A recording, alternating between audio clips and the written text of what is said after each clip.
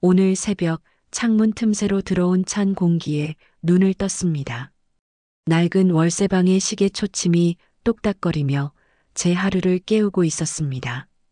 강남의 화려한 빌딩 숲 아래 10평 남짓한 이 방이 이제 제 전부입니다.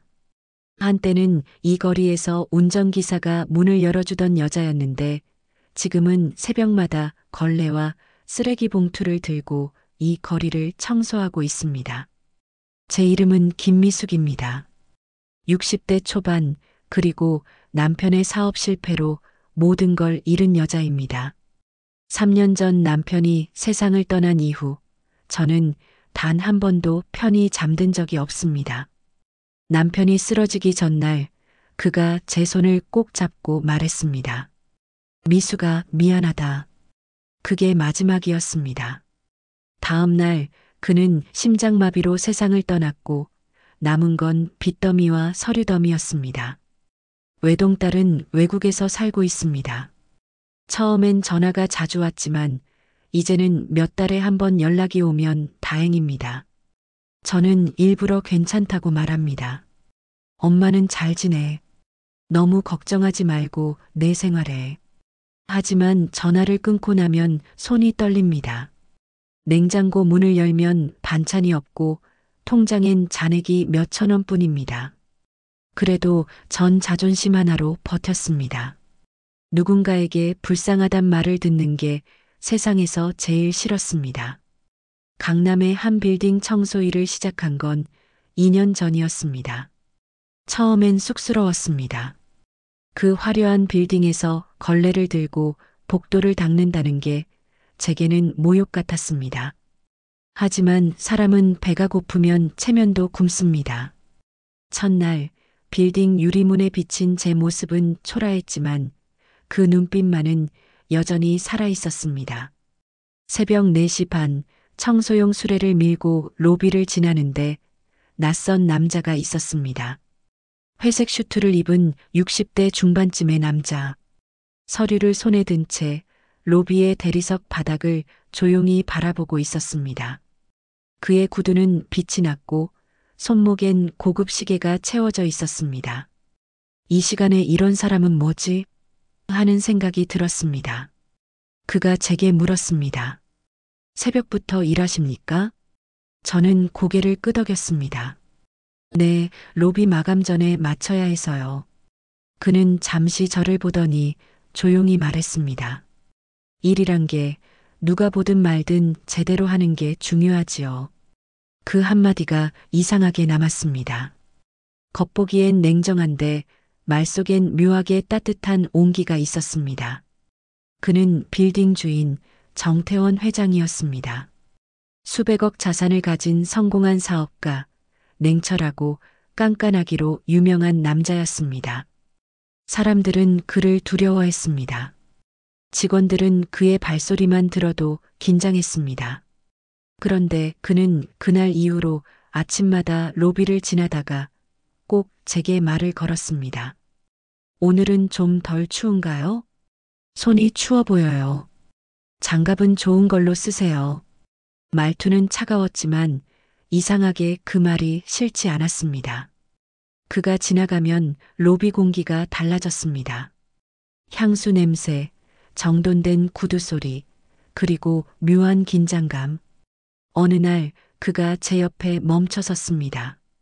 김미숙 씨죠? 이름을 알고 있다는 게 놀라웠습니다. 제가요? 네. 지난번 계약서 보니까 이름이 있더군요. 일을 꼼꼼히 하십니다. 그 말 한마디에 마음 한켠이 흔들렸습니다. 누군가 제 노력을 알아봐 준다는 건 오랜만이었습니다. 그날 저녁 퇴근길에 유리창에 비친 제 얼굴을 봤습니다. 땀으로 젖은 머리, 거칠어진 손, 그리고 여전히 빛나는 눈동자. 그래, 나 아직 안 끝났어. 그렇게 스스로를 다독였습니다. 다음 날 그는 제게 커피를 건넸습니다. 이거 자판기 커피입니다.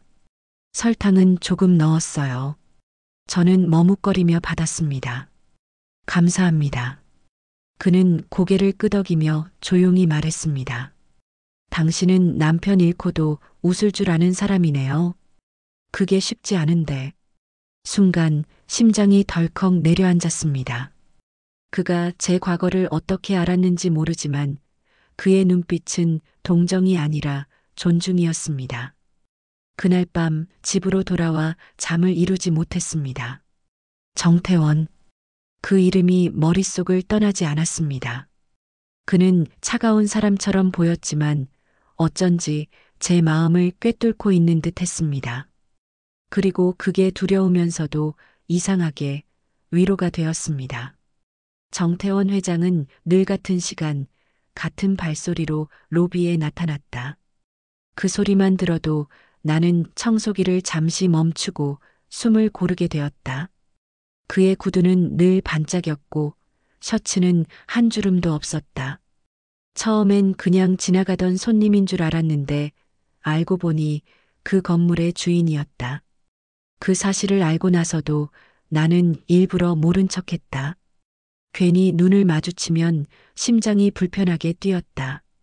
그는 무뚝뚝했다. 하지만 그 무뚝뚝함 속에 묘한 배려가 있었다. 어느 날은 내가 무거운 청소통을 끌고 계단을 오르자 말도 없이 손을 내밀었다. 나는 손사래를 쳤다. 괜찮습니다. 그는 한참 나를 보더니 짧게 말했다. 무게는 괜찮을지 몰라도 당신 손목은 아니겠죠. 그 말투는 냉정했지만 그 안엔 온기가 있었다. 며칠 후 그는 내게 커피 한 잔을 건넸다. 오늘은 바람이 차네요. 나는 고개를 숙여 인사했다. 감사합니다. 그는 내 얼굴을 한참 보다가 짧게 웃었다. 감사할 일은 아닌데. 순간 그 웃음이 묘하게 어색했다. 무표정 속에서 어쩔 줄 몰라 하는 사람처럼. 나는 속으로 생각했다. 이 사람 웃을 줄도 아는구나. 이상하게 그 생각이 마음을 간지렸다. 그날 이후 그는 종종 나를 바라봤다. 내가 유리문을 닦을 때 복도 끝에서 그 시선을 느꼈다. 그러나 다가오진 않았다. 마치 거리를 유지한 채 내가 먼저 돌아봐 주기를 기다리는 사람처럼. 나는 그 시선이 부담스러우면서도 이상하게 따뜻했다. 누군가에게 다시 보인다는 건 참 오랜만이었다. 어느 날 그가 내게 말했다. 오늘 일 끝나고 잠깐 봅시다. 나는 놀랐다. 저를요? 네. 식사라도 함께 하시죠. 나는 한참 망설였다. 그가 어떤 사람인지, 내 처지가 어떤지 너무 잘 알고 있었다. 저 청소부인데요. 그러자 그는 담담하게 말했다. 그래서요? 나는 사람하고 밥 먹고 싶은데 직업이 문제인가요? 그 말은 짧았지만 강렬했다. 그리고 내 마음 어딘가가 흔들렸다. 식당은 조용했다. 그는 주문을 대신해주며 물었다. 매운 건 괜찮습니까? 네, 괜찮습니다. 그럼 된장찌개로 하죠. 그가 젓가락을 들며 말했다.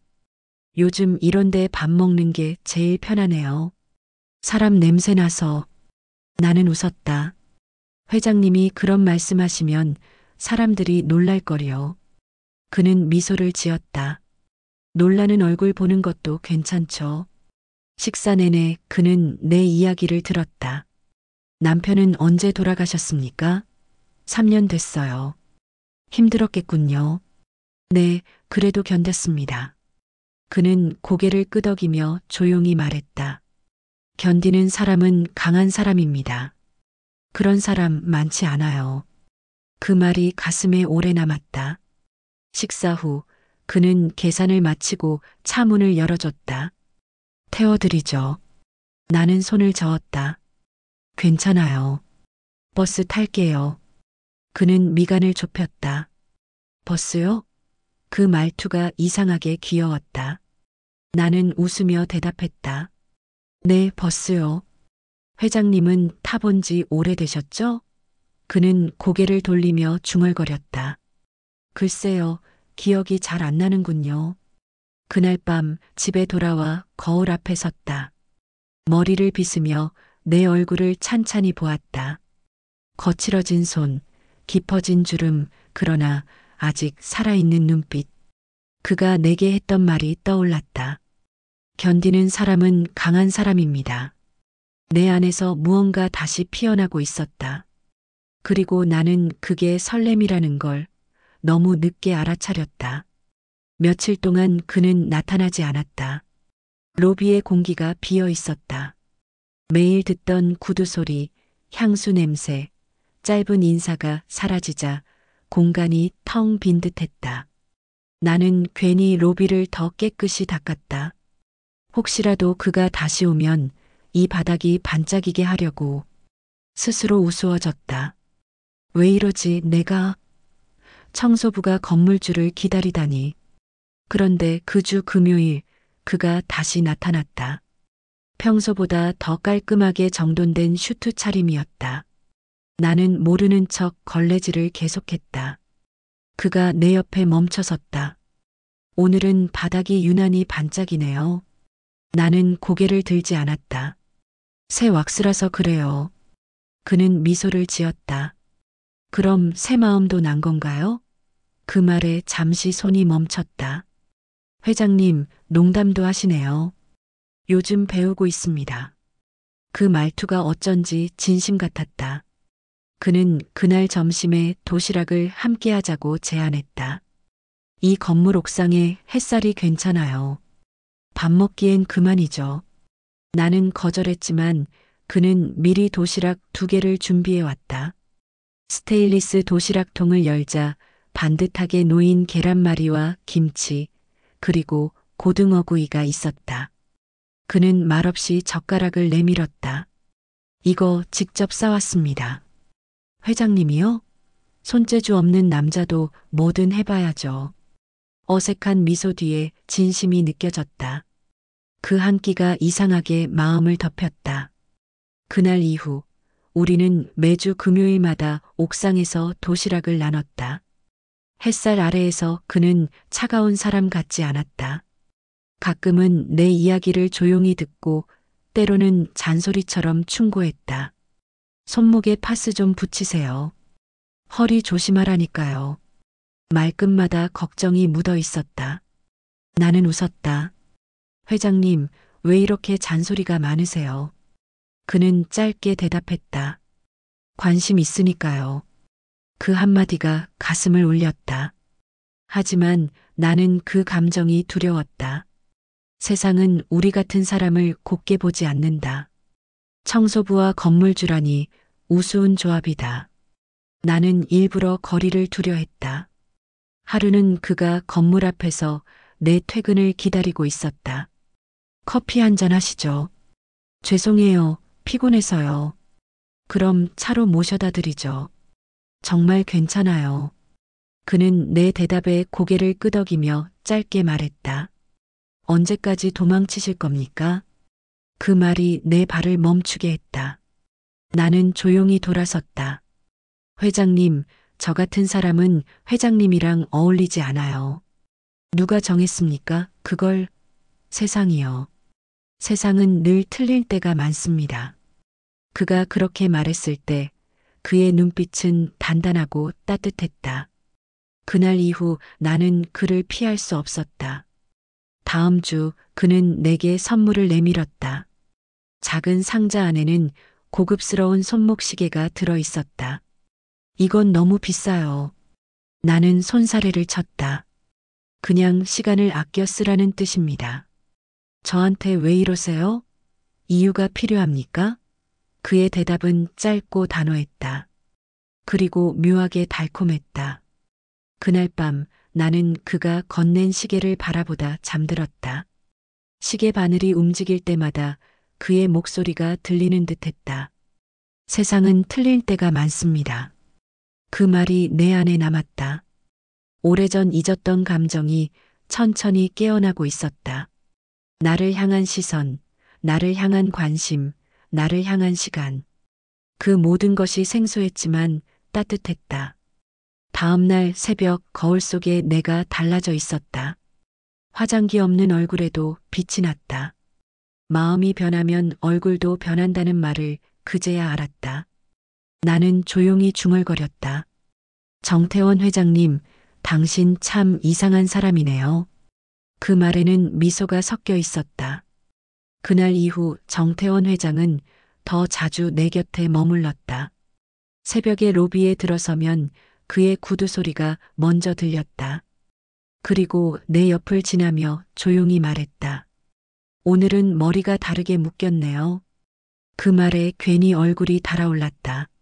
내 머리를 기억하고 있다는 게 어색하고 어쩐지 기분이 좋았다. 그날 퇴근 시간 그가 불쑥 내 앞에 나타났다. 김미숙 씨, 내일은 쉬죠? 나는 고개를 끄덕였다. 네, 일요일이라서요. 그럼 같이 갑시다. 어디를요? 쇼핑하러. 그 말에 웃음이 터졌다. 회장님이랑요? 제가 무슨 옷을 산다고요? 옷만 사는 게 아닙니다. 내일은 당신이 주인공이 될 겁니다. 다음 날 그는 검은 세단을 몰고 내 앞에 섰다. 문을 열며 짧게 말했다. 타세요. 나는 머뭇거렸다. 괜찮아요. 버스로 가도 돼요. 그는 눈썹을 찌푸리며 말했다. 김미숙 씨, 이제 버스는 그만 타도 됩니다. 그 말에 어쩔 수 없이 차에 올랐다. 창밖으로 스치는 강남 거리는 여전히 화려했다. 그런데 이상하게 오늘은 그 거리 속에서 내가 위축되지 않았다. 그는 나를 고급 부티크로 데려갔다. 직원들이 그를 보자마자 허리를 숙였다.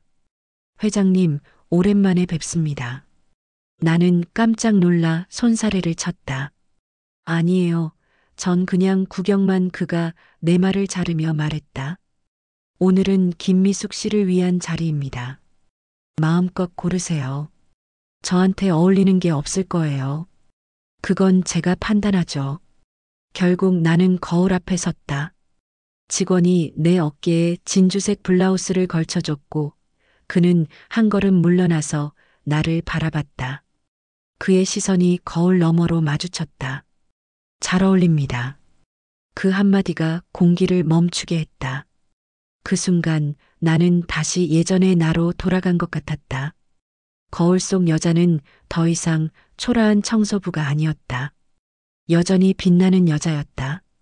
식사 자리로 이동한 후 그는 와인을 한 잔 따랐다. 오늘은 내가 김미숙 씨를 초대한 날입니다.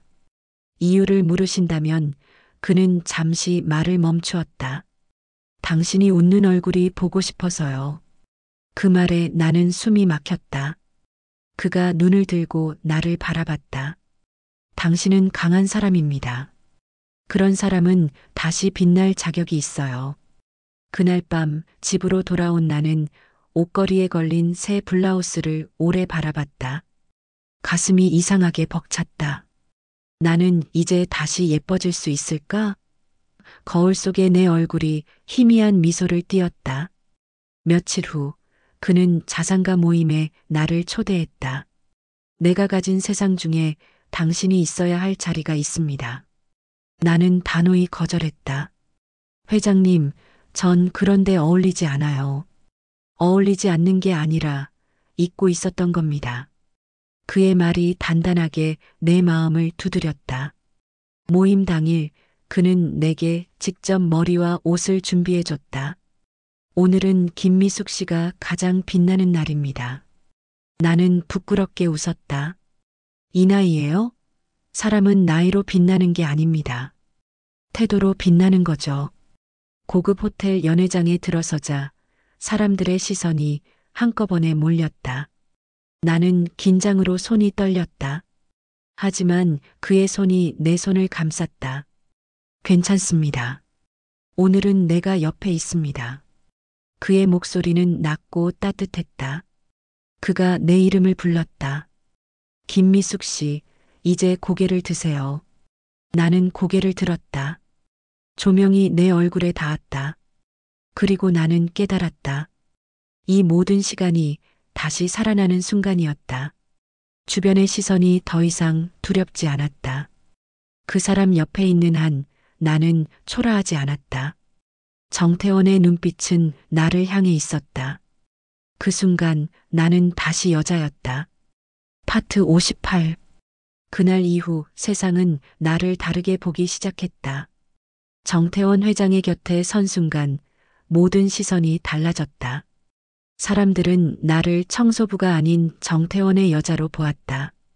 그 시선이 낯설었지만 두렵지는 않았다. 오히려 묘한 자신감이 생겼다. 사람들은 수군거렸지만 나는 웃었다. 이제는 누군가의 시선에 휘둘리지 않았다. 그는 늘 내 옆에 있었다. 미팅 자리에 앉아 있으면 그의 손이 살짝 내 손등을 감쌌다. 아무 말도 하지 않아도 그 따뜻한 손끝이 위로였다. 그는 나를 소개할 때마다 당당했다. 이 사람은 김미숙 씨입니다. 내 인생에서 가장 존경하는 여자입니다. 그 말에 사람들의 눈빛이 달라졌다. 나는 고개를 들었다. 그리고 미소 지었다. 어느 날 그는 내게 고급 식당을 예약했다. 오늘은 당신의 생일이라 들었습니다. 그걸 어떻게 당신에 대해 모르는 게 점점 줄어들고 있습니다. 그의 말에 웃음이 났다. 그날 저녁 그는 작은 상자를 내밀었다. 안에는 진주 귀걸이가 들어 있었다. 당신은 이미 아름답지만 빛을 더해줄 필요가 있습니다. 나는 조용히 고개를 저었다. 이런 선물은 너무 과해요. 그는 고개를 저었다. 내가 가진 것 중에서 제일 소중한 건 이제 당신입니다. 그날 이후 나는 조금씩 변해갔다. 화장을 다시 시작했고 머리도 예쁘게 말았다. 출근길에 빛나는 쇼윈도를 지나며 생각했다. 그래, 나도 아직 살아있다. 거울 속에 나는 다시 빛나고 있었다. 사람들은 내게 인사를 건넸다. 김미숙 씨, 요즘 좋아 보이세요. 그 말에 마음이 따뜻해졌다. 나는 웃으며 대답했다. 덕분에요. 하지만 세상은 그렇게 단순하지 않았다. 정태원의 자산가 모임에서 만난 몇몇 사람들이 수군거렸다. 저 여자 원래 청소부였다면서? 그래도 회장님 취향은 독특하시네. 그 말이 들렸지만 나는 아무렇지 않게 웃었다. 대신 정태원이 그 말을 듣고 있었다. 그는 그들의 시선을 똑바로 바라보며 냉정하게 말했다. 그 입 다물지 않으면 내 자리에서 당장 나가시오. 순간 공기가 얼었다. 그는 내 쪽을 향해 미소를 지었다. 사람은 겉보다 속이 중요하다고 늘 말하잖아요. 그 한마디에 내 가슴이 벅차올랐다. 그날 밤 우리는 차 안에서 잠시 말을 잃었다. 도심의 불빛이 유리창을 스쳤다. 나는 조용히 물었다. 회장님, 정말 괜찮으세요? 그런 말 듣는 거. 그는 짧게 대답했다. 내가 지키고 싶은 건 내 평판이 아니라 당신입니다. 그 말이 내 마음을 완전히 무너뜨렸다. 내 안의 벽이 무너졌고 나는 그에게 처음으로 진심을 보였다. 고맙습니다. 정말 고맙습니다. 그는 웃으며 대답했다. 고마워할 일 아닙니다. 사랑하면 당연한 일입니다. 그날 이후 나는 완전히 달라졌다. 아침마다 향수를 뿌리고 스카프를 메고 출근했다. 강남의 빌딩 숲속에서도 내 걸음은 당당했다. 사람들은 나를 새삼스레 바라봤다. 그리고 나는 그 시선 속에서 다시 태어났다. 이제 나는 더 이상 과거의 미숙이 아니었다. 정태원의 곁에서 나는 다시 공주가 되었다. 그의 세계는 화려했지만 그 안에서도 나는 중심에 있었다. 회장실 문을 열 때마다 그의 시선이 나를 향했다. 그는 늘 말했다. 당신이 이곳의 공기까지 바꿔놓았습니다. 나는 미소 지으며 대답했다. 그건 회장님이 숨 쉴 수 있게 만들어준 덕분이에요. 그때마다 그는 조용히 웃었다. 참 묘한 사람이에요, 김미숙 씨. 나를 설레게 하는 사람이니까. 그때는 몰랐다. 그 설렘 뒤에 어떤 폭풍이 기다리고 있는지. 정태원 회장의 집은 언제나 조용했다. 하지만 그날은 달랐다. 현관을 들어서자마자 고성이 터져 나왔다. 그의 두 아들과 며느리들이 거실 한가운데 서 있었다. 아버지, 도대체 이게 뭡니까? 큰아들이 테이블을 내리쳤다. 신문에 다 났습니다. 아버지가 청소부 여자랑 연애 중이라고요. 이게 회사에 어떤 타격인지 아십니까? 정태원은 묵묵히 서 있었다. 그의 얼굴엔 일말의 동요도 없었다. 그 여자는 김미숙 씨야. 내 곁에 있는 사람이지. 작은 아들이 비웃듯 말했다. 그런 여자랑 어울리는 게 어울린다고 생각하세요? 집안 망신입니다. 며느리는 더했다. 청소부 출신이라잖아요. 재산 노린 게 분명하죠. 그 말에 피가 거꾸로 솟았다. 나는 한 발 물러서며 조용히 말했다. 전 그런 의도 없습니다. 그러나 그들은 듣지 않았다. 조용히 좀 하세요. 어른들이 이야기하고 있잖아요. 정태원이 갑자기 손을 내리쳤다. 탁자 위에 컵이 깨졌다. 그만해라. 그녀를 모욕하는 건 나를 모욕하는 거다. 그의 목소리는 단호했고 떨림이 없었다. 그 순간 방 안의 공기가 멈췄다. 큰아들이 이를 악물었다. 그래서 결국 그 여자랑 결혼이라도 하시겠다는 겁니까? 그는 대답하지 않았다. 대신 나를 바라봤다. 그 눈빛엔 흔들림이 없었다.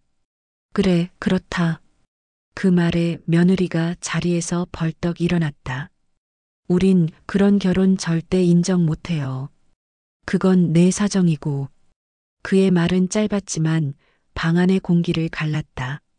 나의 손이 떨렸다. 이런 상황이 될 줄 몰랐다. 나는 작게 말했다. 회장님, 저 때문에 가족이 김미숙 씨.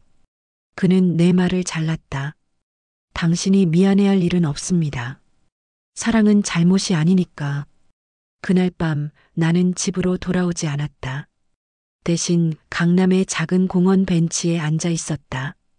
밤 공기가 차가웠다. 눈물이 멈추지 않았다. 내가 뭘 한 걸까? 이건 사랑일까? 아니면 욕심일까?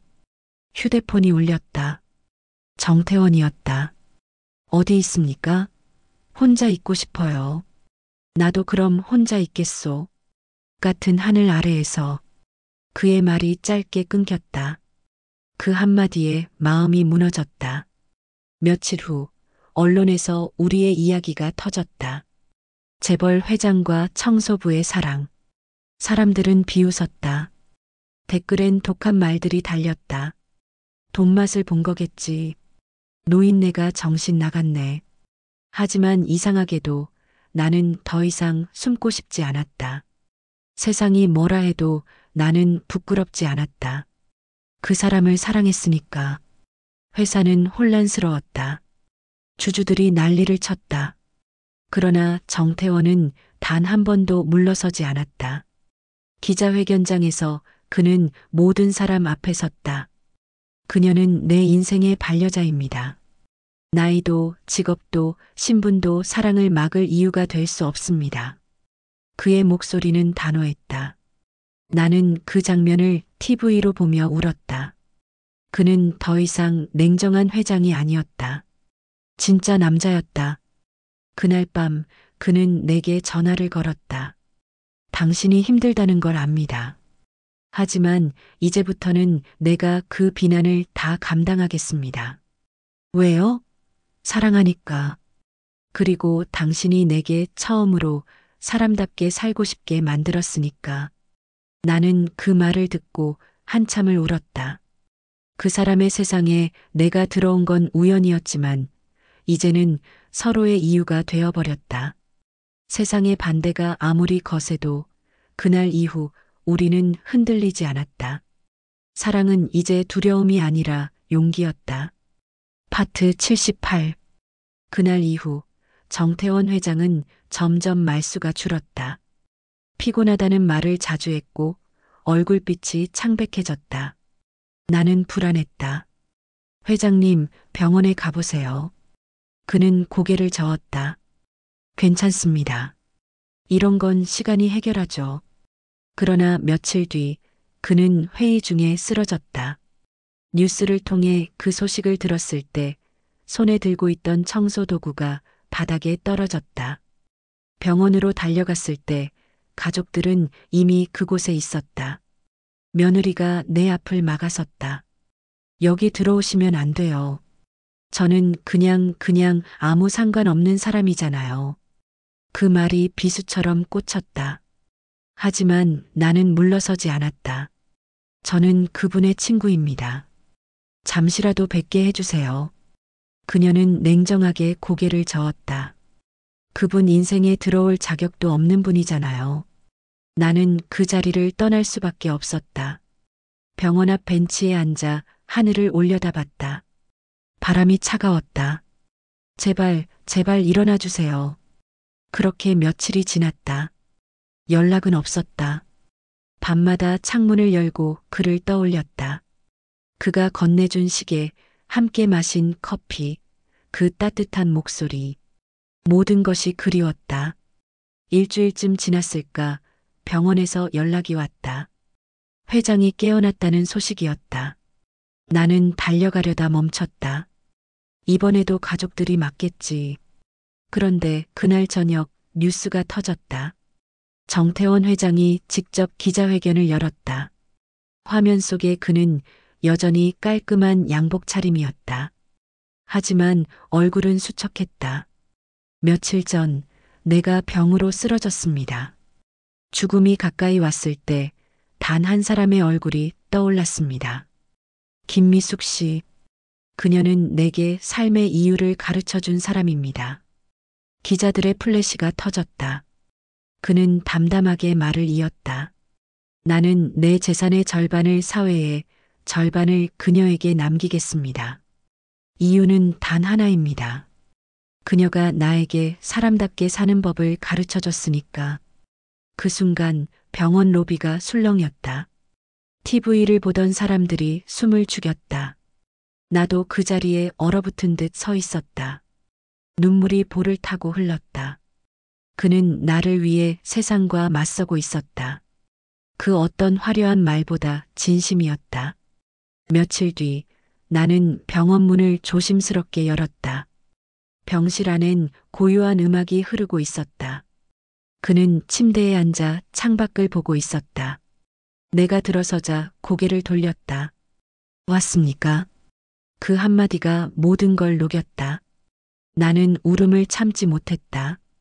왜 그런 말씀을 하셨어요? 세상이 뭐라 할 텐데요. 그는 미소를 지었다. 그들이 뭐라 하든 상관없습니다. 나는 이미 내 인생에서 가장 큰 결정을 했으니까. 그의 손이 내 손을 감쌌다. 이제 나한테 미안해하지 말아요. 당신은 내 인생의 봄이었으니까. 그 말에 눈물이 쏟아졌다. 그는 천천히 말을 이었다. 이제 당신 차례입니다. 나 없이도 빛나는 사람으로 살아야 합니다. 며칠 후 그는 퇴원했다. 기자들이 몰려들었지만 그는 신경 쓰지 않았다. 내 손을 잡고 병원 밖을 걸었다. 세상이 우리를 뭐라 부르든 나는 당신 옆에 설 겁니다. 나는 고개를 끄덕였다. 저도요. 도심의 햇살이 따뜻했다. 그날 세상이 다시 시작되는 기분이었다. 그는 여전히 완벽주의자였다. 하지만 그 눈빛엔 예전의 냉기가 사라지고 대신 온기가 있었다. 그는 내게 말했다. 김미숙 씨, 이제 당신은 더 이상 청소부가 아닙니다. 내 인생의 주인공이에요. 그 말에 나는 웃었다. 회장님, 그럼 저는 이제 뭘 하면 될까요? 그는 대답했다. 당신답게 사세요. 그게 나에게 주는 최고의 선물이니까. 그날 밤 그는 내 손을 꼭 잡았다. 그리고 낮은 목소리로 속삭였다. 사람은 결국 사랑으로 살아가는 거요. 당신 덕분에 그걸 알았소. 나는 그에게 기댄 채 조용히 눈을 감았다. 세상이 멈춘 듯 고요했고 마음은 따뜻했다. 그 순간 나는 알았다. 우리가 이미 세상의 편견을 이긴 사람이라는 걸. 그 후로 몇 달이 흘렀다. 정태원 회장은 건강을 되찾았고 우리 두 사람은 세상의 시선을 조금씩 이겨내고 있었다. 처음엔 거리를 두던 사람들도 점차 우리를 받아들였다. 그는 여전히 바쁜 사람이었지만 이제 더 이상 돈에 매이지 않았다. 회의보다 산책을 택했고 보고서보다 내 손을 잡는 걸 더 좋아했다. 우리는 매일 아침 함께 강남의 거리를 걸었다. 그의 구두 소리와 내 발소리가 어우러졌다. 이 거리, 이제는 당신의 거리 같아요. 그가 웃으며 말했다. 당신 덕분에 이곳이 따뜻해졌으니까. 나는 그 말에 웃음을 터뜨렸다. 회장님이 이렇게 감상적인 줄 몰랐어요. 사람이 사랑을 배우면 감상도 배웁니다. 그 말에 우리는 동시에 웃었다. 그날 오후 그는 내게 작은 상자를 내밀었다. 그 안에는 반짝이는 반지가 있었다. 김미숙 씨, 나랑 결혼합시다. 나는 눈을 크게 떴다. 이 나이에요? 그는 고개를 끄덕였다.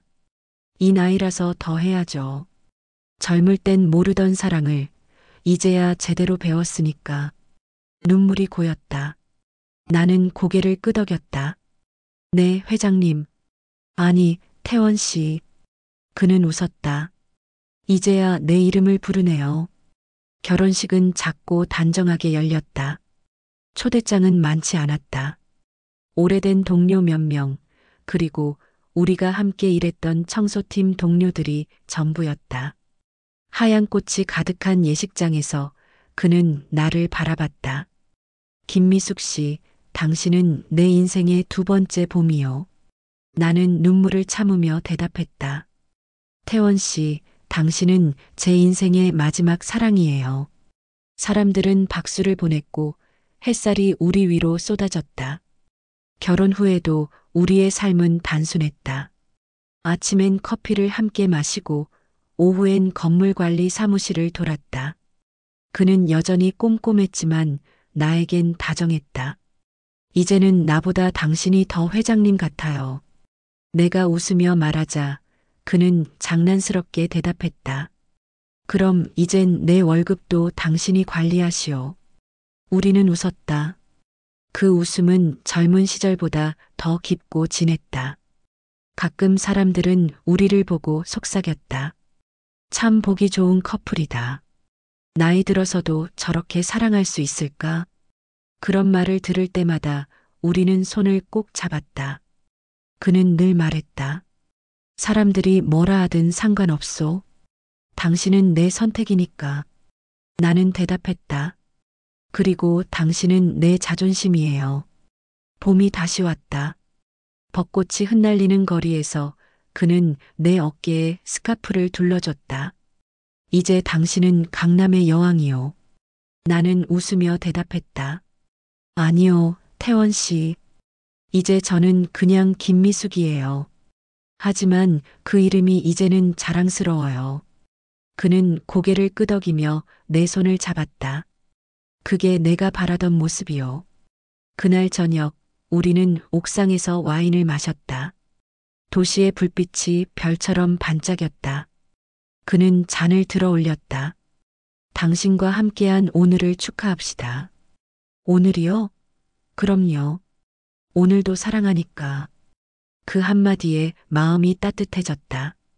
나는 조용히 속삭였다. 저도요. 오늘도 그리고 내일도요.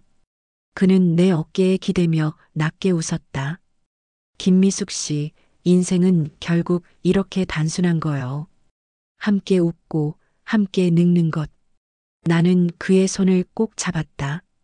그럼 우리 천천히 늙어요. 좋아요. 천천히, 아주 천천히. 밤하늘엔 별이 가득했다. 강남의 불빛도 세상의 소음도 우리를 방해하지 않았다. 나는 눈을 감았다. 그리고 생각했다. 이제야 진짜로 사람답게 사는구나. 내 옆엔 여전히 그의 온기가 있었다. 인생의 봄은 늦게 와도 이렇게 따뜻했다.